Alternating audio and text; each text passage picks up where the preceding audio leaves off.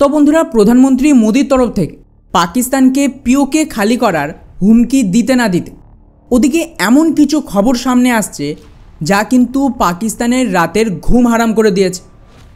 Recently ভারতের কিছু official আচমকায় পৌঁছে যায় রাশিয়াতে, যেখানে রাশিয়ার টপ অফিসিয়াল আর সরকারের সাথে বেশ কিছু বন্ধ দরজায় মিটিং চলে এবং ধীরে ধীরে মিডিয়াতে খবর সামনে আসছে যে ভারতের তরফ থেকে রাশিয়ার সাথে চুপচাপ অতিরিক্ত S-400 এয়ার ডিফেন্সের জন্য চুক্তি করছে।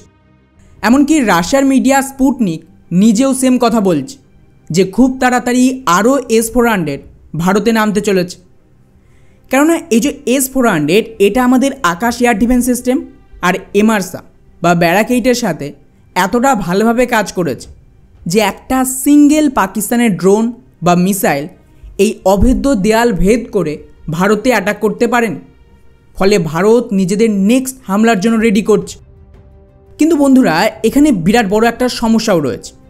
সেটা হলো যে ভারত 2018 সালে রাশিয়ার থেকে 5টা রেজিমেন্টের S-400 কিনেছিল প্রায় 35,000 কোটি টাকার বিনিময়ে। কিন্তু এখনও পর্যন্ত রাশিয়া ভারতকে কেবলমাত্র 3টে রেজিমেন্টের ডেলিভারি দিয়েছে এবং আরও 2টো ডেলিভারি দেওয়া বাকি আছে। তো পাকিস্তানের সাথে কনফ্লিক্টের দরুন ভারত কিন্তু পুরো S-400 ব্যবহার করতে পারেন। ফলে স্বাভাবিকভাবেই এখন প্রশ্ন আসছে যে এখানে ভারত রাশিয়ার সাথে নতুন করে যে চুক্তি স্বাক্ষর করছে, এমনটা মিডিয়াতে রিপোর্ট করছে, এটা কতটা কাজে দেবে? এখানে কিন্তু 3টে আলাদা আলাদা মত রয়েছে। প্রথমত, একদল মিডিয়ার এক্সপার্ট বলছে ভারত বেসিক্যালি রাশিয়ার সাথে নতুন যে চুক্তি করছে বলে দাবি করা হচ্ছে, এটা আসলে নতুন চুক্তি নয়, বরং পুরনো 2টো S-400 ডেলিভারি দিতেই এখানে চাপ দিচ্ছে যাতে আমাদের এয়ার ডিফেন্স আরও শক্তিশালী হয়।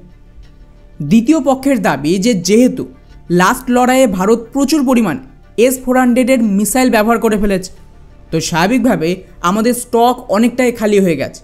তো তার জন্য হতে পারে যেখানে বেসিক্যালি ওই সমস্ত মিসাইল যা S-400 থেকে ফায়ার করা হয় তার অ্যাডিশনাল অর্ডার দেওয়া হয়েছে এবং এবারে অতিরিক্ত মিসাইলকে স্টকে রাখা হবে, যেটার সম্ভাবনা সবচেয়ে বেশি রয়েছে এবং এটা লজিক্যাল। তৃতীয় পক্ষের দাবি যে ভারত অ্যাডিশনাল পুরো S-400 রেজিমেন্টই কিনতে চাইছে।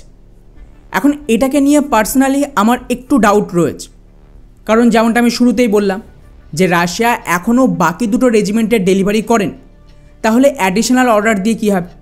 রাশিয়ার কাছে এর জন্য প্রয়োজনীয় সাপ্লাই চেনের ইস্যু রয়েছে। ফর এক্সাম্পল, ইউরোপের মাধ্যমে প্রচুর রেয়ার আর্থ এলিমেন্টস আসতো, এর ফ্যাব্রিকেশন হতো, যা পুরোপুরি বন্ধ। চীনের পক্ষেও এর প্রপার সাপ্লাই রাশিয়াকে দিতে পারছেন। ফলে আমি পার্সোনালি মনে করি যে রাশিয়া যতটা ভারতের সাথে টেকনোলজি ট্রান্সফার করতে রাজি আছে, তাতে হতে পারে এই ডিলের আন্ডারে রাশিয়ার এই সাপ্লাই চেন ইস্যুকে কাউন্টার করতে ভারতেই এই মিসাইলের ডিফেন্স সিস্টেমের পুরো ম্যানুফ্যাকচারিং ট্রান্সফার করা হতে পারে। আর তার জন্যই মিটিং হয়েছে। কারণ যদি আরও অ্যাডিশনাল অর্ডার দেওয়া হয়, তাহলে ধরে নিন যে রাশিয়ার পর ভারত সবচেয়ে বড় অপারেটর হবে এই মিসাইল সিস্টেমে। ফলে আমরা এই এয়ার ডিফেন্স সিস্টেম দেশেই তৈরি করলে ইউরোপ থেকে সাপ্লাই চেনের সমস্যা মিটে যাবে আর রাশিয়ার ওপরেও চাপ কমে যাবে। আর শুধু এখানেই শেষ নয়, ভবিষ্যতে রাশিয়া আরও অন্য দেশ থেকেও অর্ডার পাবে। ভারত যেভাবে পাকিস্তানে অ্যাটাক করেছে, সবাই দেখেছে যে এটা কতটা ব্যাপকভাবে কাজ করেছে। এমনকি রাশিয়া নিজেও এতটা সফলতা পায়নি যতটা ভারত পেয়েছে, কারণ আমাদের বাকি এয়ার ডিফেন্স এর সাথে ইন্টিগ্রেট ছিল। সেক্ষেত্রে রাশিয়া ভারতের মাধ্যমে এগুলো রপ্তানি করলে স্যাংশনের ভয় কিন্তু অনেকটাই কমে যাবে। ফলে আমাদের একটু অপেক্ষা করতে হবে অফিসিয়াল কনফার্মেশনের জন্য যে এখানে এক্স্যাক্টলি কী ধরনের ডিল হচ্ছে। তবে একটা বিষয় গ্যারান্টি, যদি অতিরিক্ত S-400 ব্যাটারি কেনা হয়, তাহলে এর কিছু ম্যানুফ্যাকচারিং ডেফিনেটলি ভারতে ট্রান্সফার হবে, তাছাড়া আর উপায় নেই।